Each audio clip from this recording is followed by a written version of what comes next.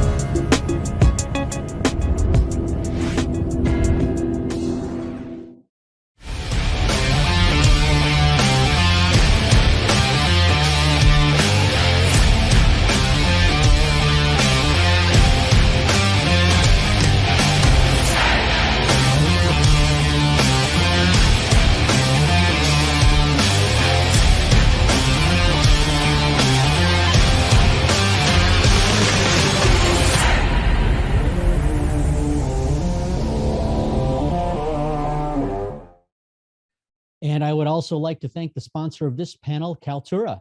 And Kaltura's Miguel Rodriguez will be joining us in just a moment as part of our panel as we talk about the future of subscription video in a world where AVOD and FAST seem to be taking over, or at least that's the conventional wisdom. Before we jump in, though, a couple of housekeeping items. If you have questions for our panel, put them in the Q&A tab, please, at the bottom of your Zoom window. It's easier for us to keep track of them there than if you put some in the chat and some in the Q&A. So I will then relay those questions to our panel, either as they are relevant to the conversation that's going on or at the end of the panel discussion. Also, we do have live subtitles turned on. If you are seeing those and want them off, you can go to the bottom of your screen, click on live transcript, and then select disable transcript. So with that, I would like to welcome our moderator, Brett Sappington from Interpret. Hello, Brett. How are you? I'm good. Good, Eric. Thanks for having me. You bet. And Brett's going to be with us all morning in one form or fashion, either as a moderator on this panel or the next panel on 5G, and then as a panelist going to the other side of the virtual desk, I guess, when we talk about FAST services around the globe. So thanks so much for taking the time to spend with us today. And with that, I'm just going to pass things over to you. Great. It will be a lot of fun today. So my name is Brett Sappington. I'm vice president at Interpret. Interpret's a market research and insights firm based in LA, but with offices around the world. And so I lead the company's video entertainment research practice. Excited to talk to you today and moderate the panel around subscription and FAST services. I want to share a couple of data points to begin. So let's see. Hopefully you can see this. So this is some data from a survey at the end of 2021, so just a couple of months ago. And it's showing the percentage of consumers that have used these particular services within the past 3 months. And so you can see subscription over-the-top video, close to 90% of consumers are using or have used subscription services within the past 3 months. But if you look, ad-supported over-the-top services. Now, this could include subscription services with ads, or it could be services that are free that have ads available.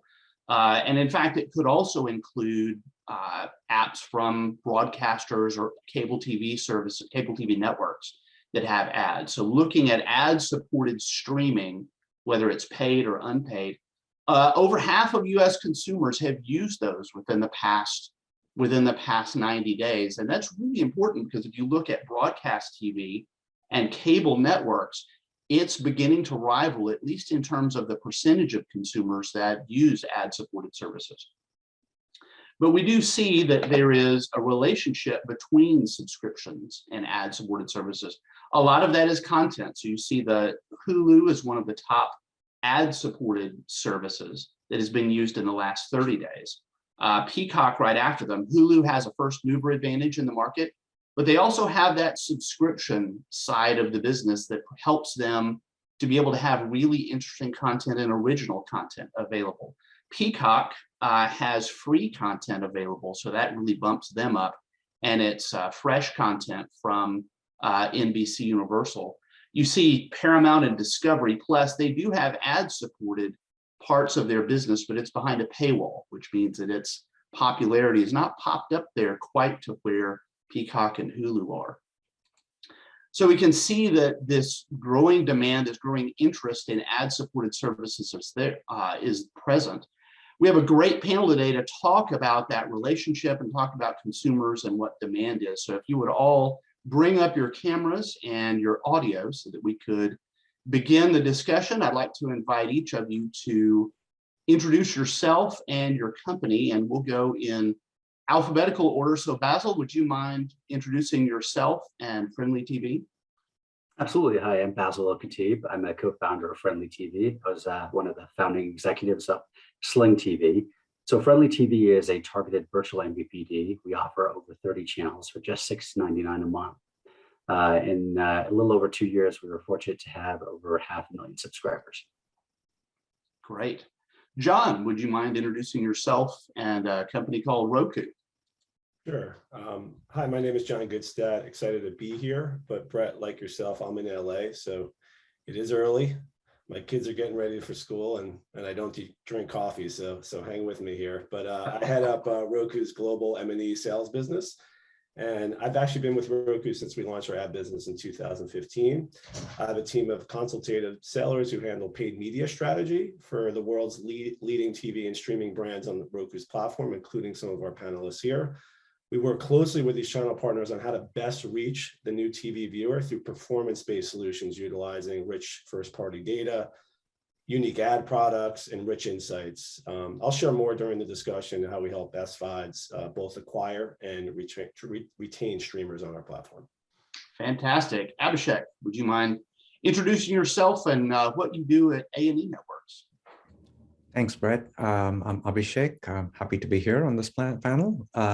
So at A&E, my team is responsible for the encoding and delivery of streaming video across both our SVOD and AVOD platforms. On the SVOD side, we have like Lifetime Movie Club and History Vault, which are our major apps. And we've also recently launched Crime Central. We are also increasingly getting into the fast space, so I'm kind of like straddling both the universes here. Yeah, I've been with A&E for close to 5 years now, and it's exciting to see the changes that are in the market. Fantastic. We'll get into some of those changes. Miguel, would you mind introducing yourself and Kaltura? Sure. Thank you very much, Brett. I'm Miguel Rodrigues. I'm the SVP of Product at Kaltura. Kaltura is a company that empowers basically any video experience that companies might need. Specifically in the media business that I'm leading in product, our typical customer is looking to do kind of a Netflix-like approach. They want to go direct to consumer. They want to monetize their own content. And we're seeing a huge shift into having more and more companies that want to go direct to the consumer. So we offer kind of an end-to-end platform to allow the content providers to actually do that and reach the consumers. And then we also empower video in a number of other fronts. We have a big educational video segment. We have virtual events that have become really big over the last couple of years. And then a telco business that also has a very good cloud TV solution that empowers the video there. Great. And to round out our great panel with a lot of perspectives, Adam with Philo, would you mind introducing yourself? Thanks, Brett. Hi, I'm Adam Salmons. I am the Vice President of Content Acquisition for Philo. Philo, as you may know, is a virtual MVPD we launched about a little bit over 4 years ago, highly focused on entertainment and lifestyle programming. So we offer a little bit over 60 channels on our platform, and some of the highlights are AMC, Discovery, HGTV, Hallmark, TV One. So yeah, really focused on that entertainment lifestyle offering, and really excited about that set of the market. Great. Well, let me go ahead and open up the questions, and this one is for the overall panel. And so consumer tastes continue to evolve. So today, what are consumers looking for in a subscription service? Well, I can start, Brett, if you want. Sure. So a little bit what we see in the market is we need to see where we came from. So we came from kind of an ecosystem that was very close, that only your typical broadcast provider would actually give you content. And when we started having the first subscription services, I think people were willing to spend money on that because they saw the additional value. I think fast forward a couple of years, and now there are way too many services for people to just go and invest in each one of them. So there's this kind of saturation of subscriptions, and that obviously has led to a lot of the market, and that's what we see in the people that reach us in Kaltura to actually come and say, look, I don't think I can challenge the likes of Netflix, Amazon, Disney. I cannot charge like $10-20 for my subs. What can I do to monetize my content?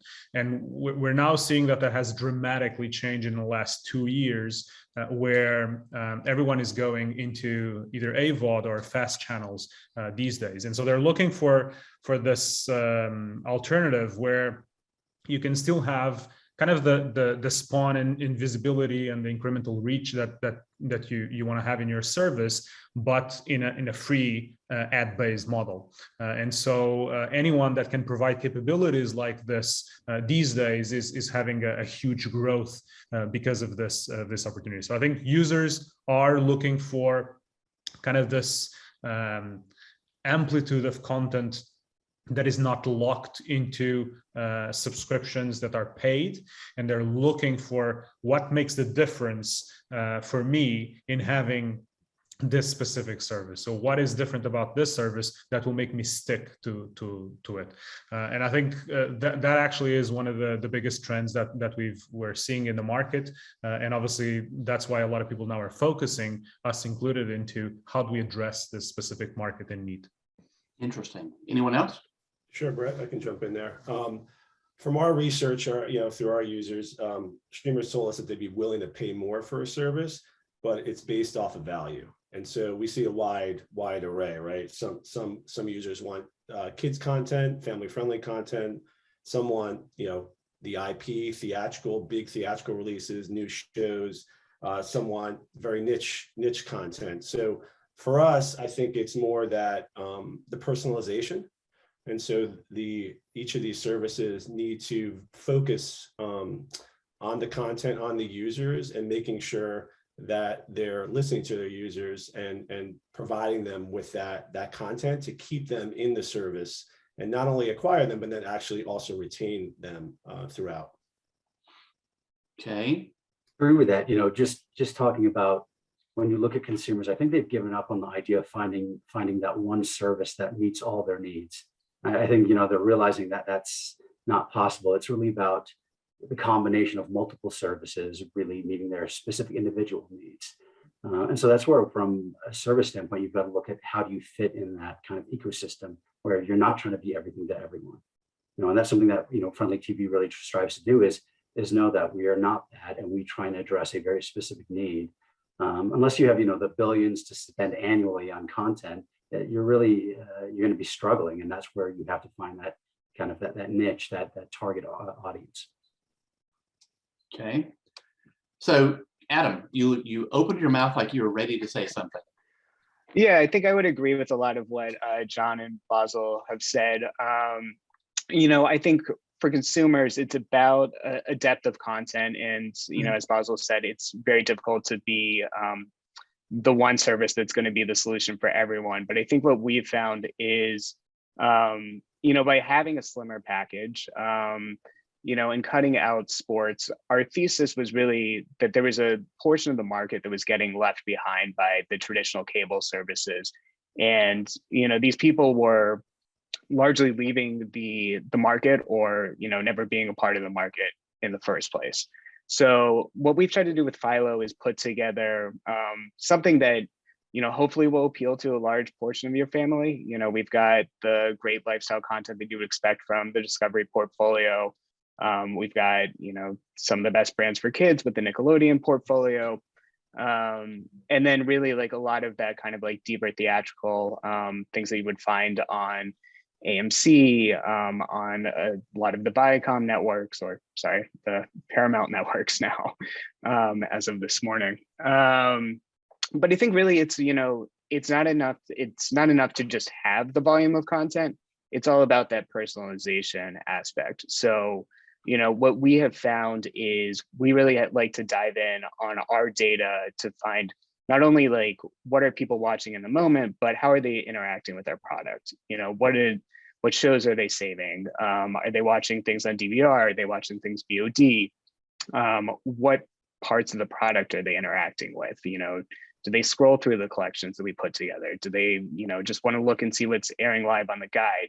And so it's all about taking that data and then putting the shows and pieces of content that they may not realize are on Philo in front of them. And, that's where they're seeing the value and sticking with us. Yeah. And sorry. No, I said, please go ahead. Yes. So I would agree with the panelists, and from a content creator side perspective, when we are putting out our content, it's for us, it's like getting it out there to as many platforms as possible, and making sure that it's discoverable across most of the consuming devices which everyone's using. So for example, on connected TVs, and we try to get them out across like what all apps and that come pre-installed on connected TVs. And when we try to see how best we can in some of these cases try to get some of these consumers from third-party platforms also onto our own O&O SVOD products. Okay, you all gave me a lot of material to work with there. I've actually been writing it down as you all spoke. But one of the themes that I heard from a number of you, I think Miguel and John and Adam in particular, you mentioned value. So value can mean a number of different things. It can mean cheap. It can mean it can refer to the content that you have and how much you consume it. So let's talk about value. How do consumers evaluate value? How do you as a service communicate your value in a marketplace where there are free services? So we're seeing with FAST, we're seeing that adopted, which it's hard to beat free. So how do you, as a subscription service, communicate value and really lead in the value area? Anyone? I mean, I would say for us, we never like to talk about Philo as being the, cheapest way to watch something, although there's certainly a set of the consumers that are looking for that. I mean, if you look back at, recently for us, Yellowstone is a juggernaut. It does amazing for Paramount Network. And we were probably the places where you could watch that cheapest for the newest season. So, that was a huge driver for acquisition for us over the last couple months. But, looking at the value, it's not enough to just say like, okay, these are the subscribers that will come in for a specific show. It's about keeping them. So, you know, once a subscriber comes in for, you know, we'll use the Yellowstone example, it's all about getting the depth of content in front of them. And so I think, you know, as I think about value, both as a consumer and as somebody who works at a streaming subscription service, it's about how many hours a day or how many days a week am I interacting with the service. And so if I'm really just going in to watch one show, I'm unlikely to stick with that service. And we know this from running Philo as well. It's all about, you know, you like this show, you know, here's what other people who are watching that show also like, and then you get people in using the product, finding more, and, you know, coming back day after day. Okay, anyone else? Well, at Frndly, we take a little bit different approach on that, right? We do position ourselves as the most affordable live TV streaming service. You know, we focus a lot on kind of the networks that we carry, right? We have the A&E networks, whether it be Hallmark, INSP, Up TV, Weather Channel, and allowing consumers to know that this is where you can get these known brands at the most affordable cost. It is, again, you know, one of the challenges we see is if you start focusing a lot on individual titles, then you are facing a challenge of, okay, what's next? You constantly have to feed that kind of machine. And, you know, we see a lot, you know, where people will sign up and then drop off, you know, that churn cycle. So for us, you know, value is about what are we delivering? And people have kind of this perceived value of what these networks are worth to them and value them. And, you know, we are able to offer it at a, you know, very, very reasonable price. And that really creates that kind of that value proposition for the consumer. Yeah, I would agree with you, Bassil. I think it's interesting. We were grown to think that if something is free, it must mandatorily mean that it's lower quality than if something is paid. And I think what we're seeing is that the fact that these are ad supported, a lot of the people that are coming to us are saying, look, I think I can get the type of revenues and margins that I was getting when I had an SVOD that was paid. And so when you start having that, then you kind of break this distinction between, you know, I might want to pay for something because it's going to have higher quality, or I might have something that is free that is lower quality. I don't think that's true anymore, and especially if you look to the future, I think that will be less and less true. So I think you're now starting to see a lot of free services that actually have amazing quality. And you know, some of the panelists were talking about some of these services have better personalization than some of the paid services. So I think when we look at value, Brett, I would say, look, you might be filling a specific gap that people don't find filled elsewhere. So either that's in personalization, it might be in content. We now have free services that actually have original content, and some of them who are now starting to buy sports rights. So either you're filling a gap in content, in personalization, so in terms of features, or if you're just kind of looking at device reach, for example, is your service the one that is more available or that did the biggest partnerships? And I think that for some people will be what value means. So I don't think that free means anymore like a decrease of quality, and that people will look at what is this giving me as a difference, has filling this gap for me. And that's why they use it, and they don't churn after like 1 or 2 months. Yeah, value also from our perspective would be like having like the best user experience as when you're actually watching content. So you know, having things like say cast detection, or you know, who's in a scene and things like that, which Amazon does, in my opinion, does a great job with their X-ray product. You know, it's like a great value add from our perspective. And we also get like richer data when you have like people looking for certain characters in a scene and then recommending movie. What other movies does this hero or heroine show up in? You know, things of that nature, where you can control the actual user experience. I kind of bring it together here. I think that there's a place for both, and so we're seeing, the Roku channel, if everyone's familiar, is our O&O, and that really blends both, AVOD, FAST, and SVOD, right? We have a premium subscription service there as well. So for us, like, it's complementary, not so much one versus the other.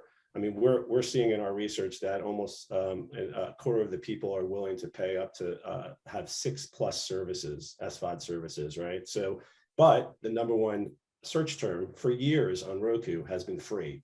And so it all comes down to, I think, I forgot who mentioned earlier, just that the quality of content. So we're providing 80,000 free TV shows and movies on the Roku channel. And then we're also offering all these premium services available through there as well. So I do think there's a place for both. Interesting. So I've heard a number of you talk about content, and it came up in the very beginning and talking about either tentpole content and we've all seen in the industry, there's this push, this investment in original content. It's really driving a lot of potentially churn, but a lot of interest in the industry. And we know that the biggest players spend an incredible amount of money on originals. So how do you, if you're in the subscription game, how do you stay relevant without spending with a B on the back of the number in terms of how much money? How do you compete and stay relevant? I mean, Bassil, I think you mentioned niche in the first question, and that's certainly a challenge for companies that are serving particular groups. So how do you stay in the current subscription market? How do you stay relevant without spending that kind of money or maybe it's necessary to spend that kind of money? Wow. I think, I'll take a crack at it. I think there's so much competition right now for original content, right? And the pricing, makes it like very hard to participate and play in that market unless you are one of the leading services with, I forget who mentioned it earlier, but billions to spend on content, right? It's a hits-driven business, so it's hard to take a small amount of money and put it into one original and say, this is definitely going to work. So I think you have to look at, are there ways to make, content that might not be exclusive feel exclusive? Can you, position or represent it differently? So, one of the things that we're looking at Philo is, again, going back to our user data and trying to find, the kind of diamonds in the rough. If everybody's talking about Amazon's Lord of the Rings series that they're dropping billions of dollars on, we are seeing for sure people who come in for certain titles, but, people want to engage with some of the library content. And so, can we go out and license that for, license some of that for our product without spending, $100 million, $1 billion, but put the right content in front of our subscribers that we know that they will interact with and get value out of it. It also helps to have good content that repeats well. We see that typically that there are a few shows which do well even when you play them like 5-6 years down the line, and then those could be used in the scheduling process for pushing in newer shows. I mean, they could be nice lead-ins to relevant shows to drive new audiences. So that could potentially be used, for surfacing your content.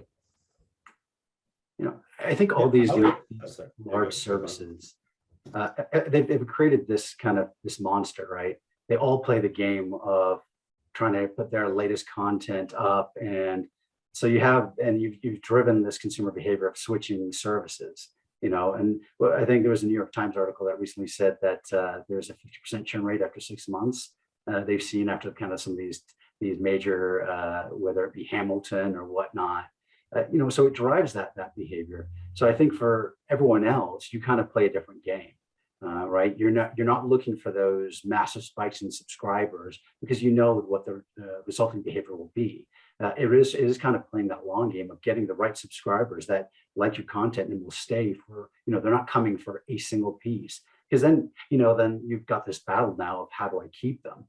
When you get them for the right reason, where it's more about a variety of content, you have a better shot of keeping them. And so that's really, it's about how you position yourself and not try and play that game, because quite frankly, you won't win. John, you had something to say? I've got a lot to say. But I'll stick with Bassil saying there. So yeah, I mean, we kind of have a lens, right? My team works with the larger services that use their IP, the Hamilton, they use their big sporting events to drive users, into that funnel, right? And then what we saw that last year was kind of the year of acquisition.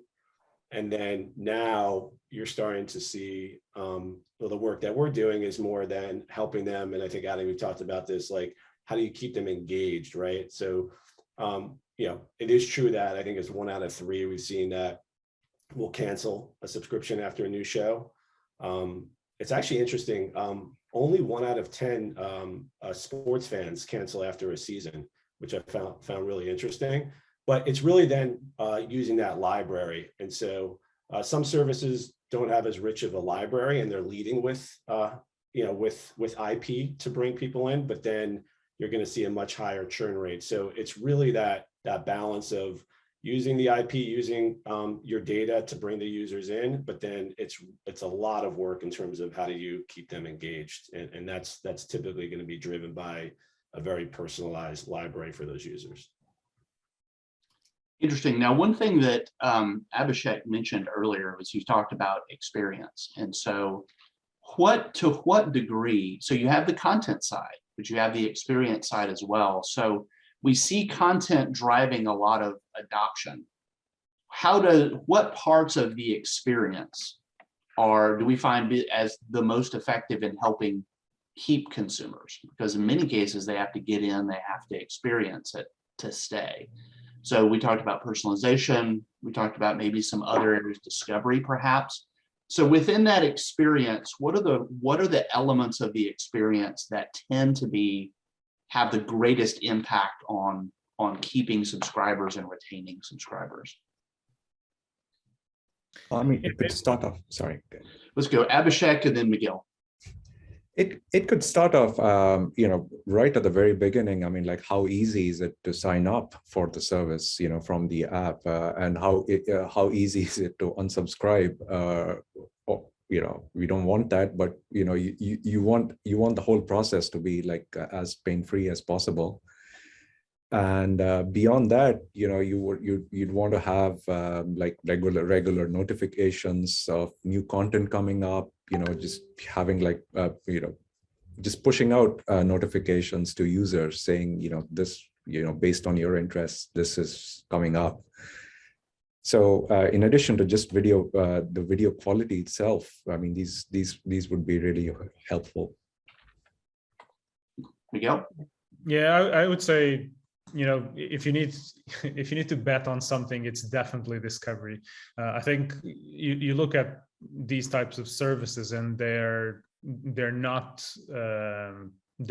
done in a way that you're always going to have like the top thing that everyone's talking about. You're not going to have that. So the whole discussion is, how do you make sure that people will discover that content?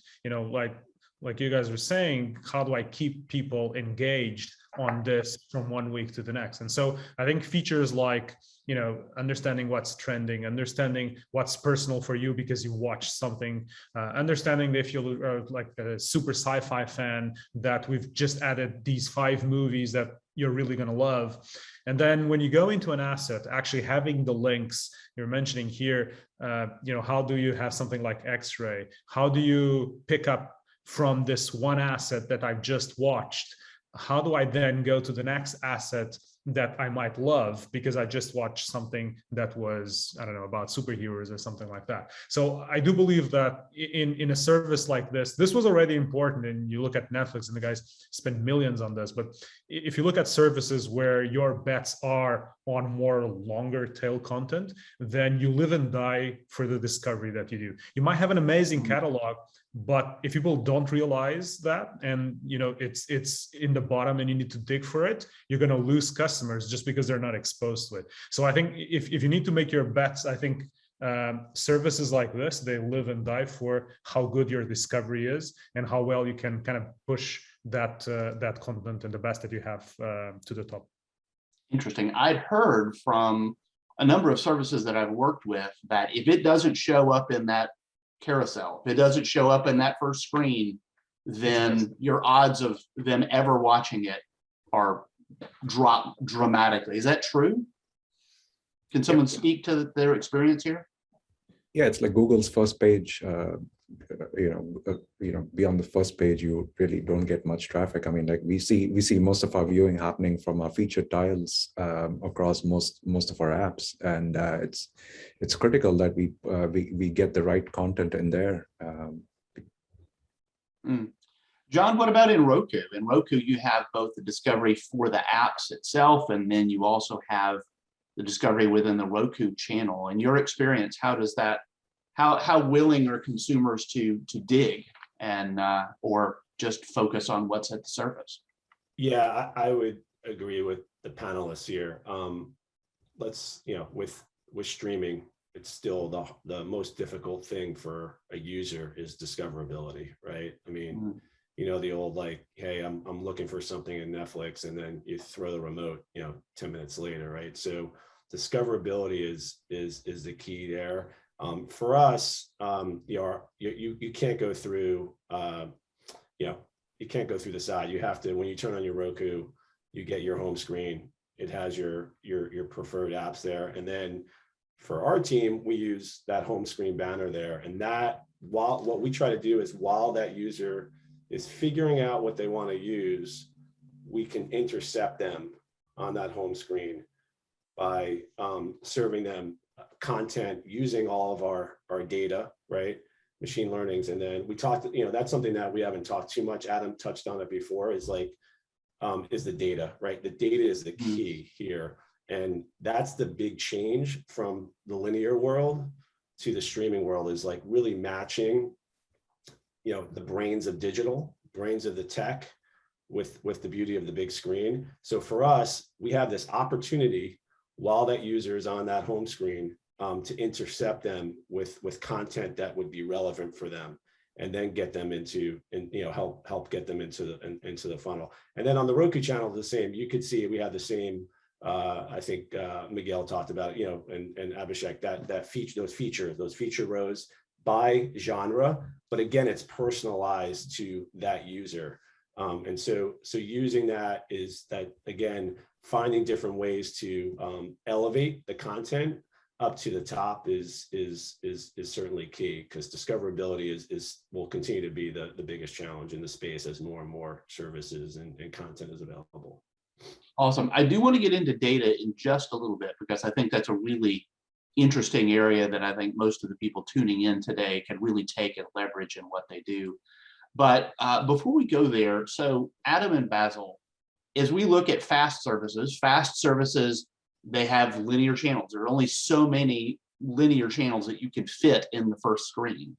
Now, both of you have that. So within what you do, within your experience, how do you expose consumers to content in a way that really holds them in and keeps them beyond the 15 seconds of flipping to the first screen and then flipping away? Yeah, so we have, when you come into the Philo home screen, like several of the other panelists said, we've got that kind of featured section. It's going to spit through, what's trending live. If you've saved a show and it's recently aired an episode that you haven't seen, we're going to recommend that to you. All in the hopes that, like John was saying, we don't want to have that Netflix experience where you spend 15 minutes digging and don't end up watching anything. we're looking to get people in and watching. So, you know, we've got that kind of personalized in the featured. Then we've also found that, like, aside from the algorithmic, like, a human touch is also nice. So we've now, over the last year or so, started to do more curated collections that might be, you know, around seasonal, like holiday.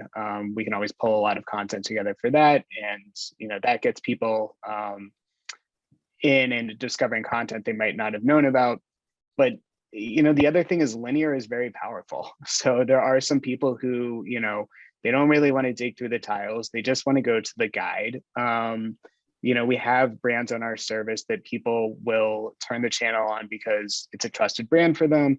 They know that, you know, even if a specific show is not on, there's going to be something on they want to watch. You know, so if you think about a channel like Hallmark, HGTV, or on the kids side of things, Nick Jr., you know, these are channels that our subscribers feel like very, very safe with. And then within the guide, we have a little bit of customization. People can favorite channels that'll bring them to the top of the guide, so it makes it easier for them to find. But yeah, it's I would say, like, those are the two experiences, and we see people using them equally depending on how they want to use Philo. Interesting. Bassil? Yeah, we do a little bit different approach. We actually, you know, to Adam's point about the linear and live TV, we actually drop people straight into the guide. Reason being is we like the simplicity and familiarity of the guide. People understand it. They can see a wide variety of content. And you know, to Adam's point, there are networks that people know, and they know that something will be on it. So we take that approach of, hey, this is why people come. We know why they come. It is because of these networks. So we present them with those networks. You know, we do have other screens where we do present various other variety of content. But we do also, you know, we use data like everyone else does, but we also test with which channels we put in the guide and what sequence. That does impact kind of that viewership element. So it is something that, you know, is quite important for us. But that's the approach we take, is knowing why people came, the channels that they came for, and putting those kind of in the easiest way to access them and understand the content that's on those channels. Interesting. Okay. Well, I want to hop back over to what I skipped a moment ago, which is looking at data and looking at areas around data.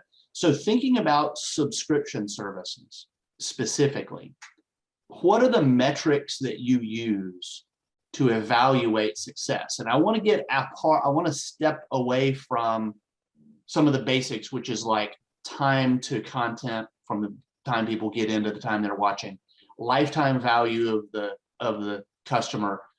Everyone knows about those two. So what are some of the other metrics, maybe deeper metrics, that you're looking at that as a subscription service you evaluate to evaluate how well you're doing, or how, and it could be related to retention, to a number of different things. John, you look like you're ready to answer. Yeah. No, this one's interesting, and we're seeing more and more of our partners focus on this metric, which is net growth. Okay. And so it's the balance between subscribers coming in, and then, as Bassil said earlier, that high churn rate, and that's really what we think moving forward, at least in the short, is going to be kind of the key to kind of winning these streaming wars. So that goes back to everything we've discussed, right? How do you bring the subscribers in? But then the next phase is more important, is how do you keep them in there? And we've talked about, that's again using data that Adam and Bassil and Abhishek have all talked about, and re-engaging those users and retaining them. So to us, if you have a positive net growth, that means that you're seeing the success, versus continuing to just drive up acquisition without the ability to retain the users. And I think there's a lot of research that shows that it is less. I won't go to your customer lifetime value, but it is less expensive to win back a user or retain a user, right? Versus going out and having to acquire a brand new user. Okay, and for that calculation, it's just the gross difference. It's how many you add or lose Yeah, you can look at, we have a slide, but it's and if anyone wants to add in there, but it's basically, yeah, it's the subscribers plus the win back. The win back minus the churn. Okay. Okay. Who else? It'll also be helpful, to identify sort of like the super consumers or the super spreaders of your app. So if you have subscriptions based on where people can refer friends and family, and you can keep track of like who's doing the best there, and then try to customize your outreach based on that. Okay. Does anyone? So we heard about the additions and churn and win back side. Are there any other metrics that you all use related to retention, to measuring retention specifically? So we specifically, we really try and break things down by cohorts and really get a better understanding of specifically when it comes to kind of the churn curve. So, for example, we will look at like our consumers that signed up in October of 2019 and say, well, what percent are currently using the platform? Understanding that life cycle of each individual specific cohort and understand why things might be higher or lower. That really, I think, John's point really focuses on that kind of that net growth. The other one that I think is really vital is really, you mentioned, okay, LTV, but it's really the LTV to CAC ratio of understanding of how much does it cost to get a subscriber and versus the LTV of that customer. We see a lot of services using tactics where, they ultimately they'll actually have a negative ratio. And that's that approach where you're trying to do a land grab. This is more about sustainability and getting, again, that right consumer, understanding how those ratios are impacted by that cohort churn curve. Interesting. So those are very much kind of revenue and marketing focused metrics around how you keep subscribers.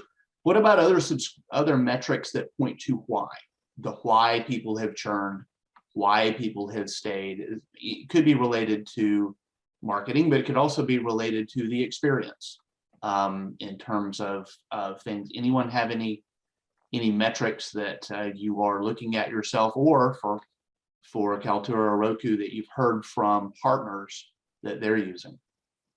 Yeah, I mean, on our case, we do look at what we call the kind of the failed navigation. So they're like dead end navigation. Imagine you have users. We have a metric within our business analytics where if you're a content provider, you can see people who have just been navigating, and then they might actually even see a trailer, or they might just try to watch something for a minute, but they eventually drop and they decide not to move ahead. And I think those typically mean either one of two things. Either the content or the offer of the content is not good enough, so they didn't find anything that they wanted, even though they searched for it, or in some cases, you actually did not have a good enough navigation path in your experience to allow people to reach the kind of content that they wanted to watch.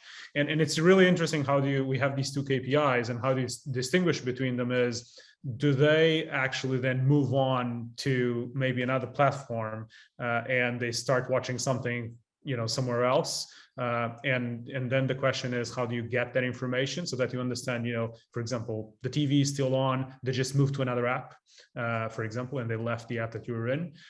So they are watching something, they're just not watching something in your app. And I think these are the things that allow you to, one, try to understand how you improve that experience, or two, just to say, look, maybe you don't have the right content for this person. Let's look at what he has watched and where our gaps are. Which could also be surfacing. It may not be licensing, a matter of licensing. It may just be making them aware and increasing awareness of that. So in looking at that, let me just a quick follow-up, Miguel, on this. In capturing that data around the usage and within like where you're going, and how do you capture that? You have to clearly capture kind of page by page, or click by click, or remote button by remote button. So how do you collect that to be able to use that? So over the years, this kind of evolved into having what you call the navigation flows. So instead of just capturing like he clicked left, left, left, you aggregate that into kind of clusters of things. So you say, look, he is doing discovery on the main page. Then he moved into doing a deeper discovery on the genre, for example, and then he didn't select anything when he went to the details of the movie, for example. So what you would see typically and what you want to collect is not the actual individual actions, but you want to know the flow in your experience. You want to know that he reached a point where he had a decision where either he watched or he didn't watch, and then he decided not to, for example. So you want almost to group these into things that make sense, because what we found is you look at the business analytics dashboard, and if it's too granular, no one can make sense out of it. So you need to kind of group these things together to say you have, imagine 30% of your navigation flows are ending with people not clicking the watch at the end. And so you need to make this something that by looking at something simple like a percentage and a concept, you can understand what's happening in your service. And for us, that's super important. Like, yes, you could go into a lot of detail, but you need to make this into a concept like failed navigation, and failed navigation means this. And then what's the percentage of people that you're failing? So that's what we're looking for in terms of KPIs. Interesting.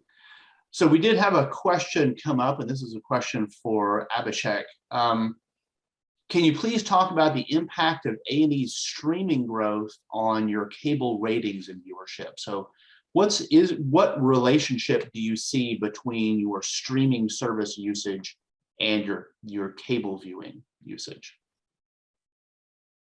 I mean, so having good ratings certainly helps maintaining streaming growth. You know, it's more of like an add-on. I don't see one cannibalizing the other or anything like that. It's like people still watching live TV, you know, linear television, not as much as before, but still coming back to our apps to watch VOD content, and also the historical shows that we have. So I'd say you know, as ratings certainly help, and you know, driving our streaming growth. Okay. Another question's come up. It's asking about customer loyalty and customer retention and approaches related to that. So does anyone have any particular programs specifically designed to maximize customer loyalty, whether it's an affinity program or anything like that? Or have you heard of companies in the industry that are doing anything? Now, I know a number of us in the industry are hyper-focused on minimizing churn and maximizing retention. But is there any particular program that you know of or heard of that's effective? So at Philo, we've had, I forget who brought it up, but we've had a referral service in the past, you know, like tell your friends and family, and you know, you get a credit, they get a credit on their bill. I think I saw recently that YouTube TV is doing a similar type of offering. I mean, speaking quite frankly, like, we do see some people who took advantage of that program, but you know, there are others that's not really, you know, they're not interested in it, even if there is a benefit for them. I think one of the things, and you know, this is a little bit outside, but like one of the things that we've seen people get really excited about is, you know, working with them to improve the product. So like we have a group of beta testers that, you know, they're getting like advanced look at when we're updating, you know, our iOS app or our Roku app. So, you know, and that makes them feel like they're really like a part of helping to grow Philo, improve Philo. Like they're deeply interested in making the product better. So I think, you know, while that's not a traditional, you know, kind of like customer loyalty program, I think it's, you know, we try to like take a lens for everything we do, the product, our support channels, really like making the customer feel like they are part of improving our product and making them feel heard. Interesting. So within those, usually when you do beta, a lot of beta customers, you tie them down with non-disclosures to say, thou shalt never speak of this again, as opposed to encouraging them to go out and essentially promote it. So how do you deal with that? Yeah, I mean, I do think it's a balance. I mean, if you, you know, you look at Reddit, there's certainly like active communities of Philo users who, you know, will say like, hey, I'm in the beta program. You know, we certainly, you know, do want to keep like certain features, certain things we're testing, you know, not in the public view because, you know, there's a lot of things we look at that we don't actually end up rolling out. But yeah, I mean, it's certainly a balance. But, you know, I think we always look at it as a good thing. If people are excited about Philo and they want to talk about Philo, that's great. It's, you know, a very affordable way to market and, you know, get buzz around the product. Okay, let me go into a bit of a different direction. We have a few minutes. I think we can fit this in. Going forward, you see some of the big ones, Netflix and others, not have ads, but now you're seeing, for example, HBO Max going with ads. Is that going to be necessary in the future economically for subscription services to have advertising as part of that? Is that going to be the norm? Is it sustainable to just have subscriptions? Can you talk a bit about business models? You know, we're fortunate, you know, at FrndlyTV to have a triple revenue stream, right? We have the subscription revenue, ad revenue, and add-on revenue. With a lot of these services, they're facing that challenge, right? With content costs going up as they're spending billions, the only lever they have to pull if they don't have ads is increasing the cost to the consumer. So it is one where that challenge, that need to figure out additional revenue sources becomes vital. You know, so it becomes an element of survivability at some point where you have to figure out further ways to monetize your base. And that's what they're faced with. I mean, you know, Netflix has been basically that question for quite a while. Are they ever going to do that? You know, that is, I think, one of the big challenges when you see all these, whether it be SVOD, whether it be AVOD, is having, if you're single revenue sourced, you don't have as many options in terms of how to adjust and adapt to changing marketing conditions. Okay. Abhishek, what about for A&E? You all have a number of advertising partners. That's an important part of your business. What are your thoughts on that? Is advertising have to be part of a subscription service, particularly a niche service serving a unique group, to be sustainable? Yeah, I mean, that's a difficult one. I mean, like, I think at the end of the day, customers want options, whether they want a service without ads where they pay more, or, you know, something like in between, a compromise between ads and, you know, true in no ad experience. So we, as a content producer, I mean, we try to cater to all the markets. So we have subscription products which don't have any ads, and at the same time we also distribute the content to platforms, you know, which do have ads. Okay, Brett, I would just jump in. I just overall, as someone, I think probably a group of us here have been in the streaming space for a while, but it's early days. I mean, the pandemic certainly hyper accelerated it. But it's early days, so I think all the media companies, it's a lot of testing and learning right now.